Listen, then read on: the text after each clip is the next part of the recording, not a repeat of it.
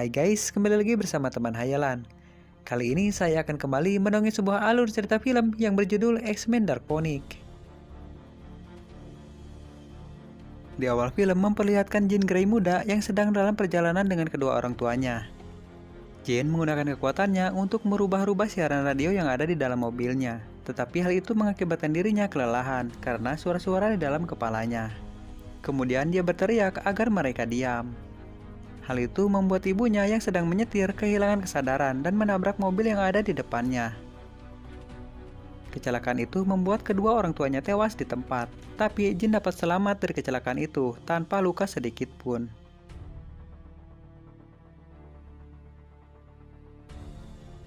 Di rumah sakit, Jean bertemu dengan Profesor Charles. Charles menghiburnya dengan mengatakan bahwa dia punya hadiah untuk Jean. Charles kemudian membawanya ke Sapphire School. Charles berjanji untuk melindunginya dan akan melatih Jean untuk mengendalikan kekuatannya.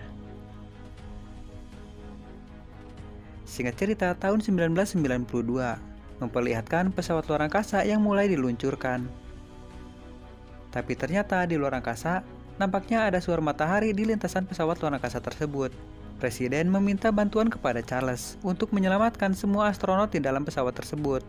Charles memintakan tim X-Men untuk melakukan misi penyelamatan yang beranggotakan Jean dan Scott, kemudian Beast, Storm, Kurt, dan Quicksilver yang dipimpin oleh Riven alias Mystic. Sesampainya di luar angkasa, Mystic meminta Quicksilver untuk mengumpulkan semua astronot, dan Kurt akan berteleportasi memindahkan para astronot tersebut ke pesawat mereka. Suara matahari semakin dekat, namun seorang astronot mengatakan bahwa masih ada satu orang yang tertinggal di sana. Akhirnya Kurt membawa Jens ke dalam pesawat luar angkasa itu. Jens menggunakan kekuatannya untuk menahan suara matahari yang semakin dekat. Sedangkan Kurt akan membawa astronot itu berteleportasi ke pesawat mereka. Saat Kurt akan kembali untuk membawa Jens, ternyata suara matahari telah menghancurkan pesawat luar angkasa itu. Jens berusaha menahan energi dari suara matahari tersebut, tapi ternyata suara matahari itu masuk terserap ke dalam tubuhnya Jens. Hal itu membuat Jens tersadarkan diri karena kelelahan. Jens kemudian diselamatkan oleh Kurt dan membawanya pulang.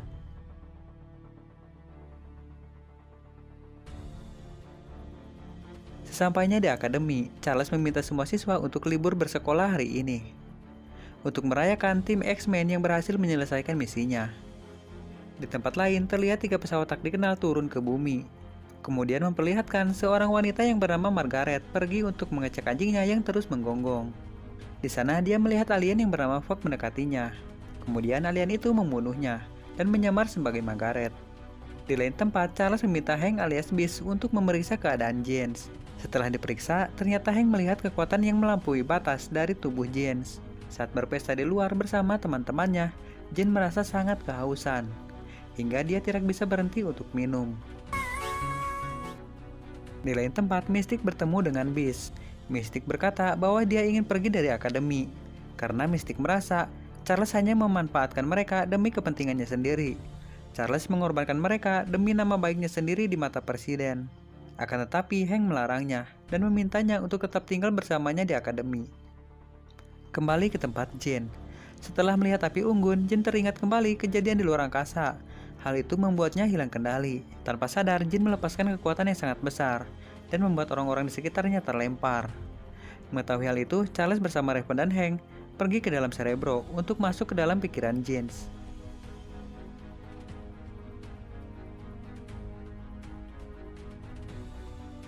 Charles mencoba menghilangkan ingatan Jean tentang kecelakaan mobil untuk melindunginya dari rasa bersalah yang mungkin dia rasakan. Tapi Jean yang mengetahui Charles telah masuk ke pikirannya, langsung terbangun dan mengeluarkan Charles dari pikirannya. Kemudian Scott datang untuk memeriksanya. Jean kemudian mengatakan bahwa dia merasakan keberadaan ayahnya yang masih hidup, dan Jean akan pergi untuk mencarinya. Lalu Jean pergi ke rumah masa kecilnya. Ternyata benar saja, di sana Jean menemukan ayahnya yang masih hidup, dan tinggal sendirian di rumah lama mereka. Tapi di dalam rumah, Jean hanya melihat foto-foto ayahnya bersama ibunya, tanpa ada satupun foto Jean.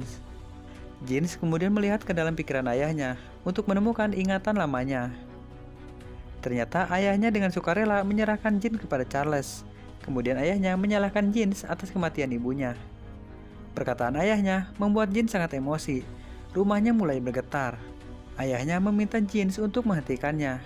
Tapi Jeans berkata bahwa itu bukan perbuatannya. Ternyata getaran itu berasal dari pesawat milik Charles yang menyusulnya untuk membawanya pulang. Tapi Jeans menolak untuk kembali pulang ke akademi. Charles mencoba menenangkan Jeans. Tapi di kepala Jeans kembali terdengar banyak suara-suara aneh yang membuat Jeans kehilangan kendali. Tiba-tiba para polisi datang ke tempat tersebut. Jeans kemudian menghancurkan dan membunuh semua polisi. Teman-temannya berusaha melumpuhkan Jeans dan akan membawanya pulang. Namun mereka tidak berhasil, karena kekuatan Jeans ternyata jauh lebih kuat daripada mereka.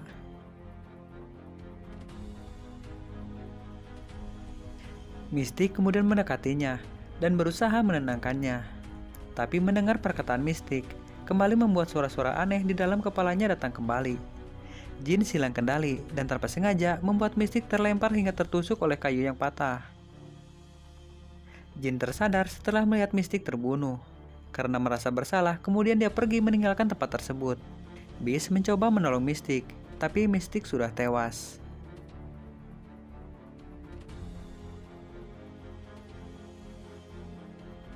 Singkat cerita, Hank menyalahkan Charles atas kematian Mystique. Hank kemudian memaksa Charles untuk mengakui kesalahannya dan meminta maaf. Karena Hank menganggap Charles hanya mementingkan egonya sendiri, tapi Charles hanya diam dan tidak mau meminta maaf. Di lain tempat, Fogg datang ke rumah ayahnya James untuk menanyakan tentang keberadaan James. Tapi karena dia tidak mendapatkan informasi, dia kemudian meremuk dada ayahnya James hingga tewas. Kembali ke James yang akan pergi menemui Eric Magneto di sebuah pulau yang dihuni para mutan yang dilindungi oleh Eric. James meminta saran untuk mengatasi rasa bersalahnya, karena dia selalu membunuh semua orang yang dia cintai. Tapi Eric curiga setelah melihat darah di baju milik James. Eric kemudian menanyakan darah siapa yang ada di bajunya. Namun James menolak untuk menjawab. Beberapa saat kemudian, 2 helikopter datang ke tempat tersebut untuk mencari James. Pemimpin tentara meminta Eric untuk menyerahkan James kepadanya. Jika tidak, mereka akan memaksa masuk untuk mencari James. James kemudian muncul mendatangi mereka, lalu menarik helikopter menggunakan kekuatannya untuk membunuh para tentara. Eric menahannya dengan sekuat tenaga dan meminta para tentara untuk segera masuk ke dalam helikopter dan segera pergi dari sana. Setelah itu, Eric meminta Jean untuk pergi meninggalkan tempat tersebut, karena Eric khawatir Jean dapat membahayakan orang-orang yang ada di sana. Jean kemudian pergi meninggalkan tempat tersebut. Singkat cerita, Puck menemui Jean yang sedang menyamar sebagai kakek tua di sebuah bar. Dia kemudian membawa Jean ke markasnya. Di sana, dia memperlihatkan kejadian saat Jean mendapatkan kekuatannya di luar angkasa. Puck menjelaskan bahwa itu bukan suara matahari. Itu adalah sumber kekuatan bintang yang telah menghancurkan planet asal mereka. Dan saat itu, dia menyaksikan Jean menyerap kekuatan itu ke dalam tubuhnya. Dia mencoba mengadu domba Jean dengan para X-Men. Dia meyakinkan Jean dengan berkata bahwa para X-Men hanya akan menyakiti Jean karena Jean tidak dapat mengendalikan kekuatannya. Di tempat lain, Hank yang tidak terima karena Jean telah membunuh Mystique, kemudian mengadukan hal itu kepada Magneto. Magneto sangat marah. Magneto berjanji akan memburu dan membunuh Jean secepatnya. Kembali ke akademi, Scott, Storm, dan Kurt memberitahu Charles bahwa Magneto dan Hank sedang mencari Jean untuk membunuhnya. Mendengar hal itu, Charles kemudian meminta Kurt untuk membawa mereka ke tempat Eric untuk mengagalkan rencananya membunuh Jean. Mereka akhirnya tiba di tempat Eric berada. Charles mencoba menenangkan Eric untuk tidak membunuh Jean. Tapi jika Eric tetap memaksa, Charles terpaksa akan gelut dengan mereka. Tim Charles rada kewalahan menghadapi tim Eric yang lumayan kuat. Magneto menarik kereta bawah tanah ke permukaan, kemudian menggunakan kereta tersebut untuk menutup pintu gedung agar tidak ada yang mengganggunya membunuh Jean. Eric masuk ke dalam gedung dan bertemu dengan Fuchs dan Jean. Eric kemudian berusaha menusuk Jean menggunakan besi dari sebuah tangga. Akan tetapi, Eric gagal membunuhnya karena kekuatan Jean ternyata jauh lebih kuat dari yang dibayangkan. Malahan, Jean hampir membunuh Eric dengan cara mengencangkan helm milik Eric kemudian memecahkannya dan menyerang Eric dengan pecahan helm milik Eric tersebut. Dengan bantuan Kurt, Charles berhasil masuk ke dalam gedung untuk menemui Jean. Jean langsung menyerang Kurt hingga tak sadarkan diri. Dengan kekuatannya, Jean menggerakkan kaki Charles untuk melangkah ke depannya. Jean seakan membunuhnya. Charles yang hampir sekarat kemudian meminta maaf kepada Jean. Charles meminta Jin untuk membaca pikirannya untuk menunjukkan ingatan saat ayahnya menyerahkan Jin kepada Charles. Ternyata ayahnya tidak bermaksud membuang Jin. Ayahnya berusaha melindungi Jin dari orang-orang yang ada di luar sana, karena Jin telah membunuh ibunya sendiri dengan kekuatannya. Ayahnya memilih menyerahkan Jin kepada Charles dengan harapan Jin akan mendapatkan perlakuan yang lebih baik. Setelah Jin mengetahui yang sebenarnya, Jin kemudian tersadar dari dendam dan amarah yang merasukinya. Jin yang kini telah sadar kemudian akan memberikan kekuatannya kepada Fog. Tapi saat itu Charles mendengar perkataan Fog yang akan membunuh semua manusia di bumi dan merebut bumi dari tangan manusia. Charles kemudian meminta Jin untuk berhenti dan melepaskannya, tapi Jin sudah sangat lemah. Tapi untungnya Scott berhasil masuk ke dalam gedung tersebut dan kemudian berhasil melumpuhkan Fog dengan mata lasernya. Para tentara khusus mutan datang dan berhasil melumpuhkan semua mutan dengan senjata khusus. Kemudian mereka dipindahkan ke sebuah kereta dan akan membawa mereka ke tahanan khusus mutan. Fog tersadar kembali di atas gedung dan berencana menyerang mereka di perjalanan. Di dalam kereta, Charles meminta maaf karena semua ini terjadi karena kesalahannya yang telah membohongi Jin. Charles berusaha menjelaskan bahwa Jin tidak sengaja membunuh Mystic.